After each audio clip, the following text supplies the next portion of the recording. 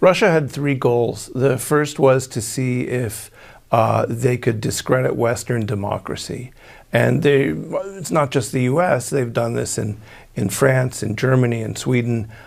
This is a larger goal for them, to defend their own regime. The second was to see if they could affect the outcome of the election by creating false news, by changing how people think. And in that they were relatively successful. They're using the material hacked out of the DNC and then leaked. The third thing is this recent release of an NSA document that suggests the Russians were actually looking at voting machines, actually looking at how you would interrupt vote counting, voter registration, actually interfering with the mechanics of voting. So they had three goals and they got two of them. It should be shocking, but it isn't, because the Russians are very skillful.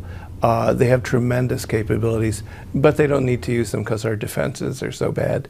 So over and over again, we've seen surveys that show that 85% of the hacks rely on the most basic techniques. And this was a pretty simple phishing email. The procedure was complicated, and it was interesting to see that the Russians had even figured out a way to get around two-factor authentication. But that it was this easy, not really a surprise.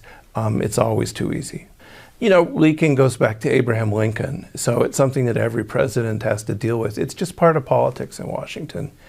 For the intelligence community, it's interesting to see, however, that so often it turns out to be a contractor.